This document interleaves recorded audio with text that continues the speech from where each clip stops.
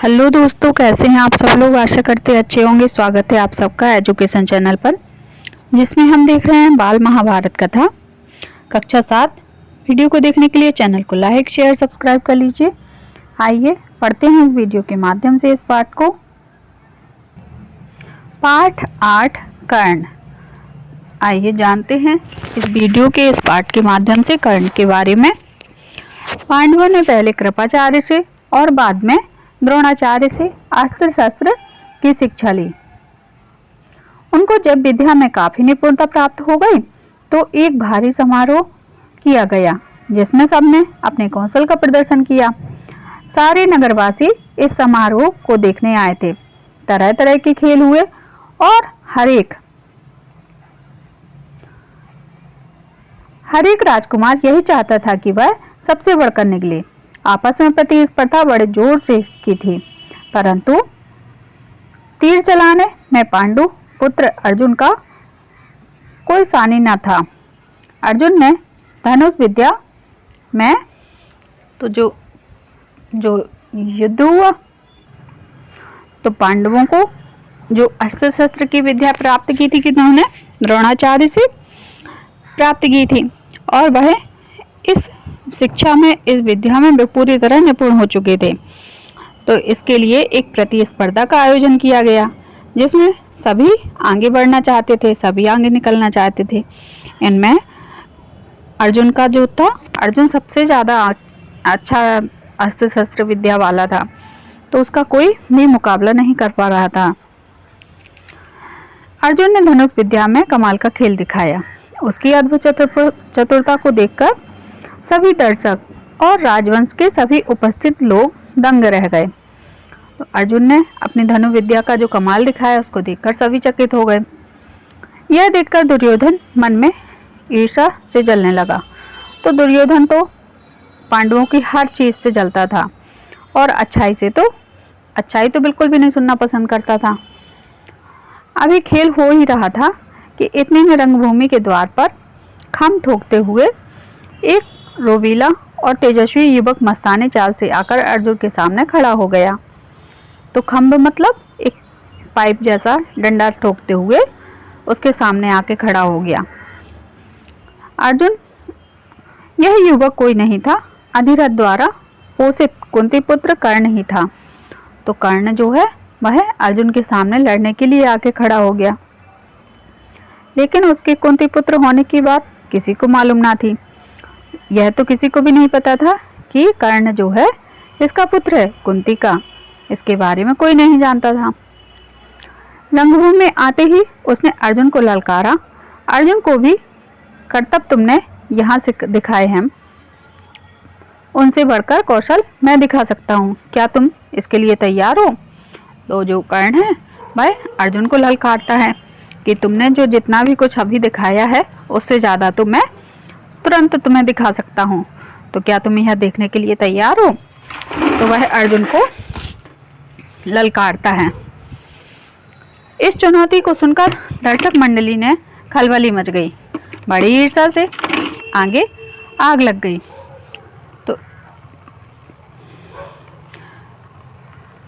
आग से दर्शक मंडली में खलबली मच गई, पर ईर्ष्या की आग से जलने वाला दुर्योधन को बड़ी राहत मिली। तो जो दुर्योधन को अर्जुन के जीतने पर खुशी की जगह दुख हो रहा था, उसको तो खुशी हुई कि कोई अर्जुन को भी ललकारने वाला सामने खड़ा है। दुर्योधन को बड़ी राहत मिली, वह बहुत बड़ा प्रसन्न हुआ। उसने तपाक से कर्ण का स्वागत किया, उसे छाती से लगाकर बोला, कहो कर्ण, कैसे आए? बताओ, हम तुम्हारे लिए क्या कर सकते हैं? तो दुर्योधन तो चाहता था कि अर्जुन को कैसे भी सबक सिखाया जाए, और यहाँ कर्ण उसे दिखाई दे रहा था कि जो अर्जुन को सबक सिखा सकता है। कर्ण बोला, राजन, मैं अर्जुन से द्वंद्व युद्ध और आपसे मित्रता करना चाहता हूँ। कर्ण ने भी मौके पर चौका मार दिया। उसने कहा, मैं अर्जुन से द्वंद्व युद्ध मतलब अर्जुन के साथ लड़ना चाहता हूँ और आपसे दोस्ती करना चाहता हूँ। कर्ण की चुनौती सुनकर अर्जुन को बड़ा तैश हुआ। वह बोला, कर्ण, सभा में जो बिना बुलाए आते हैं, जो बिना किसी से पूछे बोलने लगते हैं, भी निंदा के योग्य होते हैं। अब अर्जुन को यह सब बहुत बुरा लग रहा था। अर्जुन बोला, यह तो सही नहीं है कि तुम बिना बुलाए आ गए हो और फिर तुम मुझसे लड़ना भी चाहते हो और अपनी ताकत भी दिखाना चाहते हो, ये तो गलत है। अर्जुन ने कर्ण को समझा दिया कि आप तो निंदा के योग्य हो। यह सुनकर कर्ण ने कहा, अर्जुन, यह उत्सव केवल तुम्हारे लिए ही नहीं मनाया जा रहा है, सभी प्रजाजन इसमें भाग लेने का अधिकार रखते हैं। व्यर्थ डींगे मारने से फायदा क्या है, चलो तीनों से बात कर लें। तो कर्ण जो है युद्ध के लिए, लड़ाई करने के लिए ललकारता है कि बात करने से कोई मतलब नहीं है, तुम भी भाग लो और मैं भी भाग लेता हूँ। ये तो सर्वाधिकार है, सबका अधिकार है, यहाँ तो सबको यहाँ आ सकता है। जब कर्ण ने अर्जुन को यो चुनौती दी तो दर्शकों ने ताली बजाई। उनके दो दल बन गए, एक दल अर्जुन को बढ़ावा देने लगा, दूसरा दल कर्ण को। इसी प्रकार वहां इकट्ठी स्त्रियां भी दो दल में बन गई। कुंती ने कर्ण को देखते ही पहचान लिया और भय तथा लज्जा के मारे मूर्छित सी हो गई। उसकी यह हालत देखकर विदुर ने दासियों को बुलाकर उसे चेत करवाया। तो कुंती ने तो कर्ण को पहचान लिया कि यह तो मेरा ही पुत्र है, और कर्ण को देखते ही कुंती क्या हो गई, बेहोश हो गई। इसी बीच कृपाचार्य ने उठकर कर्ण से कहा, अज्ञात वीर, महाराज पांडु का पुत्र और कुरुवंश का वीर अर्जुन तुम्हारे साथ द्वंद्व युद्ध करने के लिए तैयार है, किंतु तुम पहले अपना परिचय दो। तुम कौन हो, किसके पुत्र हो, किस राजकुल में को तुम विभूषित करते हो। द्वंद्व युद्ध बराबर वालों में ही होता है। कुल का परिचय पाए बगैर राजकुमार कभी द्वंद्व करने को तैयार नहीं होते। कृपाचार्य की यह बात सुनकर कर्ण सिर झुकाकर रह गया। अब कर्ण को तो पता नहीं था कि मैं किस कुल का हूँ, और वह राजकुमार भी नहीं था, तो कर्ण अपना सिर झुकाकर रह गया। कर्ण को इस तरह देखकर दुर्योधन उठ खड़ा हुआ और बोला, अगर बराबरी की बात है तो मैं आज ही कर्ण को अंगदेश का राजा बनाता हूँ। यह कहकर दुर्योधन ने तुरंत पितामह भीष्म एवं पिता धृतराष्ट्र से अनुमति लेकर वहीं रंगभूमि में राज्याभिषेक की सामग्री मंगवाई और कर्ण का राज्याभिषेक करके उसे अंगदेश का राजा घोषित कर दिया। क्यों? क्योंकि दुर्योधन तो अर्जुन से युद्ध करवाना चाहता था किसी न किसी का, और उसने इसके लिए कर्ण को अंगदेश का राजा बना दिया।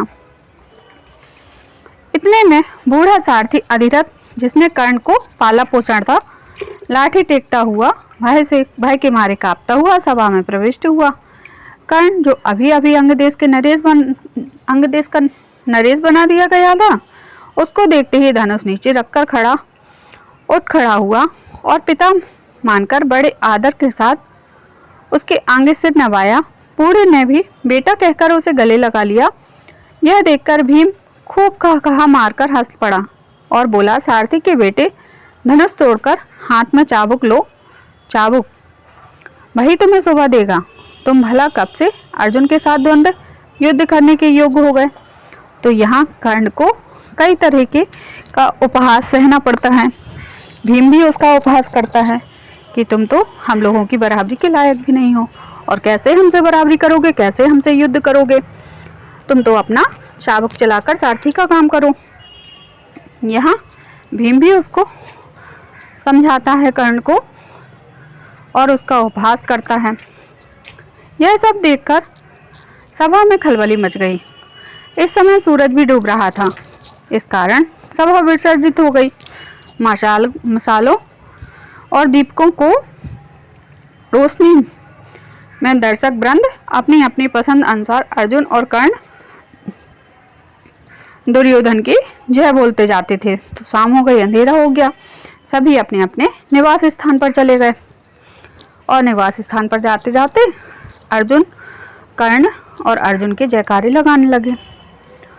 इस घटना को बहुत समय बाद एक बार इंद्र बूढ़े ब्राह्मण के वेश में अंग नरेश कर्ण के पास आए और उसके जन्मजात कवच और कुंडलों की भिक्षा मांगी। इंद्र को डर था कि भावी युद्ध में कर्ण की शक्ति से अर्जुन पर विपत्ति आ सकती है।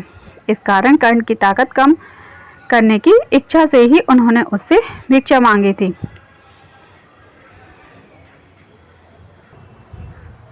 तो कर्ण और अर्जुन कौन कौन थे? दोनों भाई भाई थे और दोनों में शक्तियां भी बराबर थी।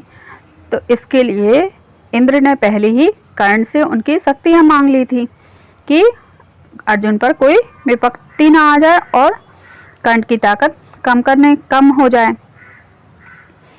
कर्ण को सूर्यदेव ने पहले ही सचेत कर दिया था कि उसे धोखा देने के लिए इंद्र ऐसी चाल चलने वाला है, परंतु कर्ण इतना दानी था कि किसी के कुछ मांगने पर वह मना नहीं कर सकता था। इस कारण यह जानते हुए भी कि भिखारी के भेष में इंद्र धोखा दे कर रहे हैं, कर्ण ने अपने जन्मजात कवच कुंडल निकालकर भिक्षा में दे दिए थे। तो जब इंद्र उनसे मांगने आए थे कर्ण और कवच, तो कर्ण ने अपना सब कुछ तुरंत निकाल कर दे दिया था, जानते हुए भी कि इंद्र हमसे छल कर रहा है। इस अद्भुत दानवीरता को देखकर इंद्र चकित रह गए। कर्ण की प्रशंसा करते हुए बोले, कर्ण, तुमसे मैं बहुत प्रसन्न हूँ।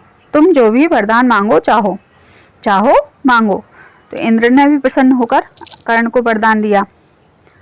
बड़ी प्रसन्नता के साथ वह अपना अस्त्र कर्ण ने देवराज से कहा, आप प्रसन्न हैं तो शत्रुओं का संहार करने वाला अपना शक्ति नामक शस्त्र मुझे प्रदान करें। तो कर्ण ने भी अपने लिए शस्त्र मांग लिया। बड़ी प्रसन्नता के साथ अपना वह शस्त्र कर्ण को देते हुए देवराज ने कहा, युद्ध में तुम जिस किसी को लक्ष्य करके इसका प्रयोग करोगे वह अवश्य मारा जाएगा, परंतु एक ही बार तुम इसका प्रयोग कर सकोगे।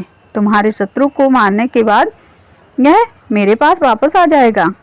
इतना कहकर इंद्र चले गए। तो इंद्र ने जो शस्त्र दिया उसके बारे में भी कर्ण को बता दिया, यह शस्त्र तुम्हें दे तो देता हूँ, लेकिन इस शस्त्र का प्रयोग तुम एक ही बार कर पाओगे, उसके बाद यह शस्त्र मेरे पास वापस आ जाएगा। एक बार कर्ण को परशुराम जी से ब्रह्मास्त्र सीखने की इच्छा हुई, इसलिए वह ब्राह्मण के भेष में परशुराम जी के पास गए और प्रार्थना की कि उसे शिष्य स्वीकार करें, कृपा करें, शिष्य स्वीकार करने की कृपा करें। परशुराम जी ने उसे ब्राह्मण समझकर शिष्य बना लिया। इस प्रकार छल से कर्ण ने ब्रह्मास्त्र चलाना सीख लिया। तो उसने छल से परशुराम जी से ब्रह्मास्त्र चलाना भी सीख लिया था। एक दिन परशुराम कर्ण की जांघ पर सिर रखकर सो रहे थे। इतने में एक काला भौरा कर्ण की जांघ के नीचे घुस गया, काटने लगा। कीड़े के काटने से कर्ण को बहुत पीड़ा हुई, जांघ लहूलुहान लहू की धारा बहने लगी। पर कर्ण ने इस भय से कि कहीं गुरुदेव की नींद न खुल जाए, जांघ को जरा भी नहीं हिलाया डुलाया। जब खून से परशुराम की देह भीगने लगी तो उसकी नींद खुली। उन्होंने देखा कि कर्ण की जांघ से खून बह रहा है। यह देखकर परशुराम बोले, बेटा सच बताओ तुम कौन हो? तब कर्ण असली बात ना छिपा सका। उसने स्वीकार कर लिया कि वह ब्राह्मण नहीं बल्कि सूत पुत्र। यह जानकर परशुराम को बड़ा क्रोध आया। अतः उन्होंने उसी घड़ी कर्ण को शाप देते हुए कहा, चूंकि तुमने अपने गुरु को धोखा दिया है, इसलिए जो विद्या तुमने सीखी है वह अंत समय में तुम्हारे किसी काम न आएगी। ऐन वक्त पर तुम उसे भूल जाओगे। रण क्षेत्र में तुम्हारे रथ का पहिया पृथ्वी में धंस जाएगा। तो परशुराम से छल पूर्ण विद्या ग्रहण करने के कारण परशुराम जी ने उससे सारी विद्या छीन ली और कहा कि रण क्षेत्र में जब तुम लड़ाई करोगे उस समय तुम सारी विद्या भूल जाओगे। तो इस प्रकार कर्ण की सीखी हुई विद्या भी किसी काम की न रही। उसके पास कुंडल कवच भी नहीं थे और जो उसने ब्रह्मास्त्र की विद्या ली थी वह भी उसके पास नहीं रही। परशुराम जी का यह शाप झूठा ना हुआ।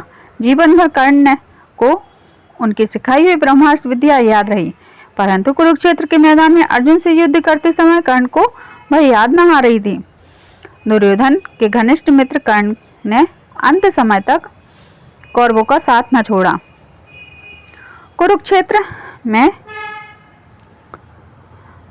कुरुक्षेत्र के युद्ध में भीष्म और आचार्य द्रोण के आहत हो जाने के बाद दुर्योधन ने कर्ण को ही कौरव की सेना का सेनापति बनाया। कर्ण ने 2 दिन तक अद्भुत कौशलता के साथ युद्ध का संचालन किया। आखिर जब शापवश उसके रथ का पहिया जमीन में धंस गया और वह धनुष बाण रखकर जमीन में धंस गया, धंसा हुआ पहिया निकालने का प्रयत्न करने लगा, तभी अर्जुन ने उस महारथी पर प्रहार किया। माता कुंती ने जब यह सुना तो उसके मुंह उसके दुख का पार न रहा। तो ऐसे कर्ण का अंत हुआ।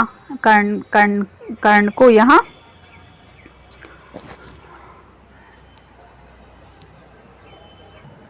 ऐसे कर्ण ने रण क्षेत्र में लड़ते हुए अपने आप का बलिदान दिया और कौरवों की सेना को जिताने का भरपूर प्रयास किया। तो यहाँ जाना हमने इस पाठ के माध्यम से कर्ण के बारे में, और ऐसे ही हम प्रश्नोत्तर के माध्यम से कर्ण के बारे में और जानेंगे। यहाँ इस वीडियो को समाप्त करते हैं। धन्यवाद।